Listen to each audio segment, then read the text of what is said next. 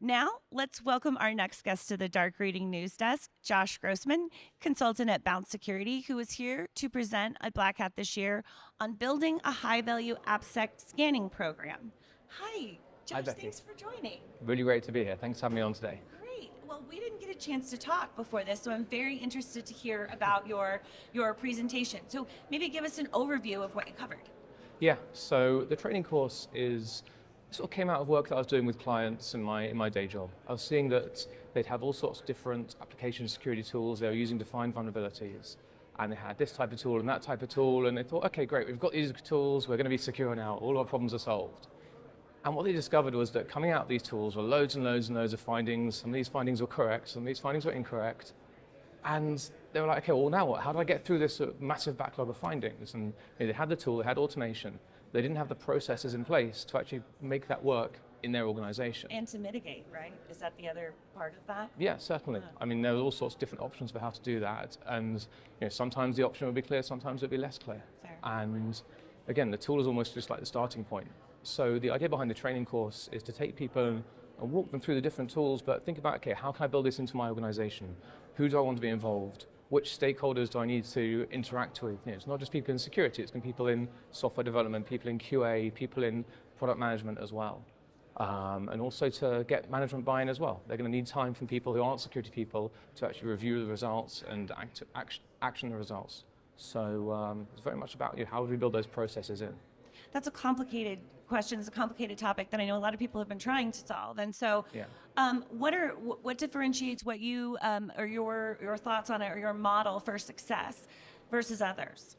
So I think the key thing that we're finding is that I think security people tend to spend a lot of time in sort of security circles, going to security conferences, and think, okay, we're the security team, we're going to solve things. And certainly in software security, which is where I focus my time, a lot of our attention needs to be on developers and sort of getting time from developers to actually support us. Usually there's like one security person and 100 developers or something, and that security person's got all sorts of other things they have to do.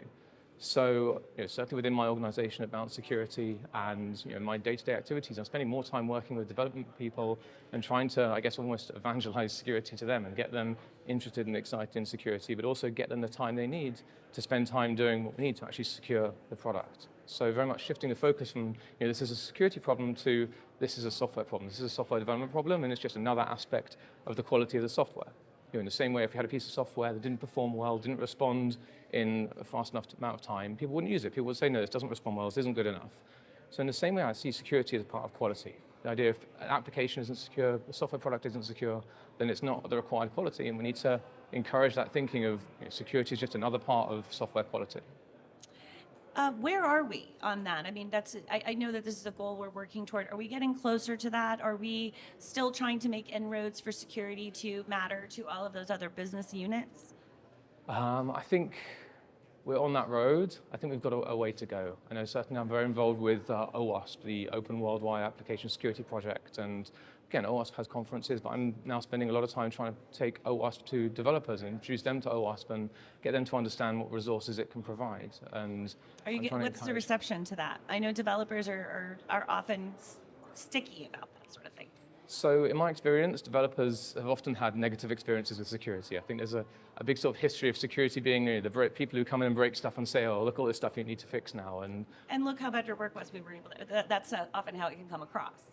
Yeah, and I find that if I go in with a collaborative approach, here's solutions, here are ways we can help you, here are ways we can work together, developers love that. Developers really want to, they do want to improve. I think there's no idea here that the developers don't want to be secure. They want to make their products secure, but they need a collaborative approach for that. They need someone to support them with that rather than just break things and tell them, all right, go and fix this now. Fair. Well, there's no shortage of AppSec security tools, as you know better than anyone in this room. Yes. What are some that you are you think are worth it and that you can kind of get behind and recommend to other people in your field? Well, that's a good question. I know it's a sticky one. I know I kind of cornered you on that, but I think maybe not even from a vendor perspective, but what are the types of tooling that you think absolutely need to be in place? So I think the key thing to me is to find, what's the current problem that an organization is really seeing? Are they finding that their developers are writing sort of vulnerabilities into their code and they're just seeing bugs coming up again and again and again on an ongoing basis, or they're seeing they've got a huge sort of library of third-party code that they're having to defend against, and now it needs a tool to help them address that. So I think very much they need to figure out, okay, what's the problem I'm trying to solve? What is the pain point that I have? And how can I find a vendor that's going to be supporting with that? And often, it won't be the newest, shiniest vendor. If they've got a big sort of portfolio of legacy projects, they might need a more established vendor who's more used to dealing with the older projects. So I always say, you need to look at what are the problems you're trying to solve and find someone who can work with you to do that and will support the features you actually need. And that was part of the training course as well, thinking, okay, what can this tool do for us? And how does it match to the problems that we are trying to address? With that being said, what I would say is that one of the big areas, I think, is how we help developers learn more about security and engagement with security. And certainly I'm seeing a big uptick in platforms and products to help developers learn about security in an interactive way. Training courses like the Black Hat training course doesn't go so far, but there are a lot of platforms for ongoing interactive learning about security, which I think that's a really great growth area because it's interactive, it's interesting, and it's also at the developer's pace. I think that's a really good innovation. Because pace is everything for them. Indeed. What were some of the questions, or some of the common questions or areas that the folks in your trainings really wanted to drill down on? Were there any surprises, or were they pretty standard, do you think? I don't think there were any surprises. Most of the attendees in the course were sort of people from a mainstream security background who had either wanted to get more involved in application security, or at least one person said a few months ago they'd had the application security program dumped in their lap, not coming from an application security background. And I think the main thing they were interested in is about this engagement part, this fact that they may not have previously been working as closely with developers in their current role, and how to reach out to them, how to work with them, and how to sort of get them on side to actually provide that force multiplier and spread security across the entire product portfolio. So that was the main area I think people were interested to learn more.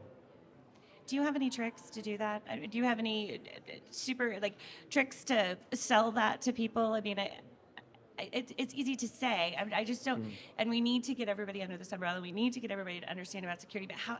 I don't know how you do that. I mean, is there a specific tack you can recommend? So, I talk about the collaborative approach and the non-confrontational approach, but I think the single biggest thing is bearing in mind, what is the developer's job?